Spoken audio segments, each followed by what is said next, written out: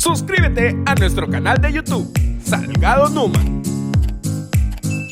Marisol, a tal grado nuestro país está siendo libre, nuestro país está viviendo una libertad como nunca antes se había vivido en este hermoso país, porque tenemos un país millonario, rico en muchos aspectos, turística, una riqueza turística, una riqueza de empleos, porque existen empleos. Y el salvadoreño vende piedras pintadas, Marisol. Así es. Porque somos personas que tenemos ganas de salir adelante, porque somos personas emprendedoras, porque el salvadoreño es una persona inteligente y una persona altamente de negocio. Y habíamos sido privados de eso, ¿por qué? Por el miedo a que las pandillas me pusieran una extorsión, por el miedo a que las pandillas me mataran por no pagar una extorsión por mi tiendita que recaudaba apenas $5 al día, apenas $3 al día, y de los $3, 1.50 era de las pandillas. Ahora, vemos el resultado de un 95% de la población apoyando no solamente las acciones que está teniendo el presidente de la República y que las tuvo desde el primer día que asumió, y me atrevo a decirlo muy bien, Nayib Bukele empezó a darle a El Salvador desde el día 1 que fue alcalde de Nuevo Cuscatlán, el día 1 que fue alcalde de San Salvador y el día 1 que asumió la presidencia de la República, aportando ideas y aportándole al pueblo salvadoreño esa energía que necesitaba para ver a un El Salvador diferente, y no solamente la energía. Cuando entramos como una nueva asamblea legislativa, cuando entró esa nueva asamblea legislativa, empezó a transmitirnos a nosotros el liderazgo a través de reformas y a través de este tipo de decisiones que nosotros apoyamos, respaldamos, para que el país estuviera en esa situación que estamos ahora de seguridad y de una libertad suprema, lo podría decir. De hecho, el Plan Control Territorial inicia el 19 de junio, es decir, pocos días después de que el presidente de la República había iniciado su gestión presidencial. Quiero compartir a la audiencia el tuit que colocaba el presidente de la República para que discutamos un poco sobre el porqué de esta oposición que quiere de alguna manera seguir engañando a la población y decir que están en contra, cuando aquí lo tenemos. Alguien en la oposición dijo: si el régimen de excepción es popular, no quiere decir que sea bueno. No, señor, dice el presidente de la República. Popular es 60%. 95% es prácticamente todo el pueblo salvadoreño. Y coloca aún el presidente, tomando en cuenta que el 2% no respondió. Ni las familias de los pandilleros están en contra, señala el presidente Bukele, y es que los números están ahí. Y ojo, es muy importante señalar que no solo es la encuesta de Sid Gallup, la mayoría de encuestas han dado este tipo de resultados y se ha mantenido en el tiempo que tiene el mismo régimen de excepción y estos resultados en seguridad. Carlos, entonces, ¿por qué una oposición que ve que se están evitando homicidios diarios, que no fue un agosto del 2015 con 918 asesinados, esta oposición tan férrea al gobierno, a la figura del presidente Bukele? Mira, Marisol, la oposición, lo que sucede con ella es que está sufriendo una especie de trauma, ¿ya? Porque ellos, recordemos, manejaron, lo que decía yo hace un ratito, el poder, hicieron una guerra, se lucraron de ella. 12 años no es un conflicto así como digamos que consiguió Nicaragua en su momento con su revolución, ¿verdad? Yo no comparto ningún tipo de conflicto armado.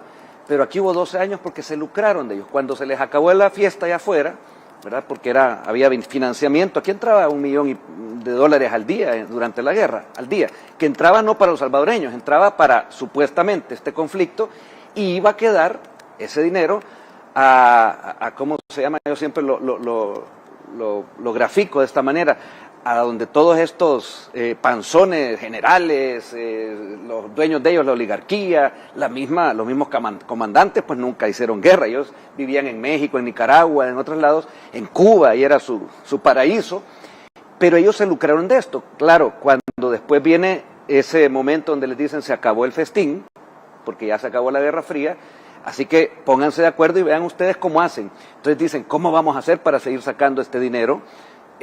Para mantener esas mafias que tenían ellos, FMLN, Arena.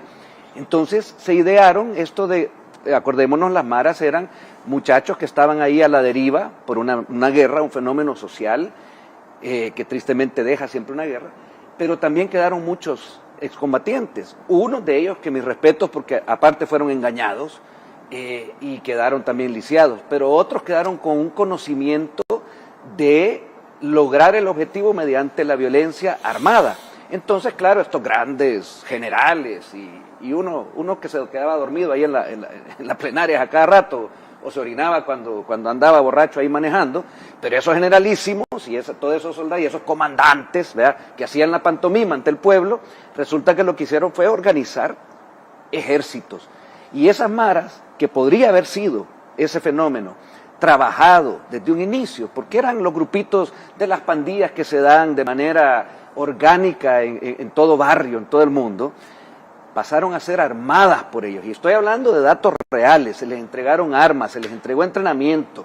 ¿Y qué hicieron? Crearon sus ejércitos para crear esta economía paralela que las beneficiaba a ellos. Y así se mantuvieron en el poder. ¿Por qué? Porque tenían todo ese dinero sacado de esa manera para poder ir ganando y comprando este poder todo el tiempo. O sea, compraban hasta los jueces, compraban a los magistrados. Para la gente que todavía les vendieron el sonsonete ese de que el 1 de mayo sí se llegó a hacer lo que los salvadoreños querían desde el inicio, a erradicar ese cáncer, porque ahí en esos magistrados, ahí en esa sala de la Corte, de lo Constitucional, ese fiscal que pertenecía a esas mafias, él seguía órdenes para, a este no me lo tocas, a este sí lo dejas. Toda esa gente funcionaba para este tinglado. Entonces, es decir, que si hubiese estado el fiscal general y la corte anterior, esto no hubiese sido posible. Claro que no, que tuviéramos la pantomima que era antes. A lo sumo agarraban un par de mareros, acordémonos que hacían esa pantomima, pero salían libres a la vuelta de ni 2 meses, que es lo que tenés tú ahorita con el ministro Villatoro de Seguridad y Justicia. ¿Qué es lo que él hace? Bueno, él sabe, porque además recordemos que él es un fiscal, un hombre conocedor, y yo lo felicito también y lo admiro, porque además me imagino cómo estaba de manos atadas. Mucha gente, muchos salvadoreños que tenían que someterse a todas estas mafias.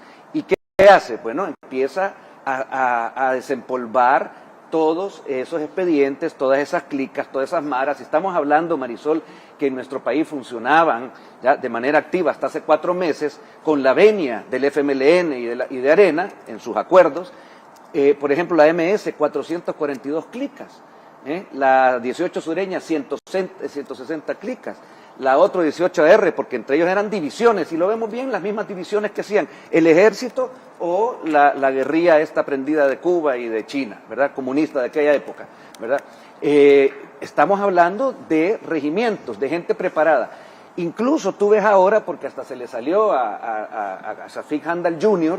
hace poco decir que ellos iban a ir a esconder a las... Gracias por el dato, además, al señor Handal, porque ellos tenían conocimiento de la guerrilla y se iban a ir a esconder a las montañas. Ahí se les están agarrando. ¿Y quién les dio la instrucción? A los mismos mareros. O sea, ya esto es los últimos resabios. Por eso es que no extraña que ellos están sufriendo de este trauma. Yo lo que recomiendo es que se traten, porque todo trauma se puede tratar de manera psicológica, que aprovechen los parques que ellos mismos dejaron destruidos, que ahora los tenemos, podemos ir de noche a visitar los parques, hacer deporte, sentirnos libremente. Ahí vemos jóvenes, gente adulta a las 10 de la noche, 8 de la noche todavía, que aprovechen esos parques también. Le digo yo a estos petancos de que hicieron guerra, para ir a sacar o incluso los jovencitos que los apoyan allá en esa esquinita, para sacar esas frustraciones, porque lo que decía el presidente Bukele es muy cierto. No estamos hablando de aquí de 60, 50%, 58%, que son números, no, estamos hablando de una mayoría. Y cuando las mayorías hablan, hay que oírlas. Y nosotros las escuchamos y dijeron, esto queremos, el punto de partida para, como decía Eric, una economía que ahora empieza a funcionar, que una persona dice, ahora tengo un presupuesto y no se lo va a gastar solamente en viajes o en temas de lujos, se va a invertir. Eso es una economía que antes pertenecía a la economía de la corrupción de Arena y del Frente. Eric, tengo muy presente como ciudadana, el mensaje del presidente de la República cuando llegó a la Asamblea a dar su mensaje a la nación sobre sus 3 años de gobierno. Y el presidente dijo 2 cosas sumamente importantes. Primero, que la guerra contra las pandillas no era del gobierno, no era de él, sino que era una guerra de todos los salvadoreños en contra de este flagelo que nos había arrancado tantas vidas de seres queridos. Eso por un lado. Y segundo, dijo, es un momento único. O lo hacemos ahora o la historia de El Salvador no va a cambiar. Este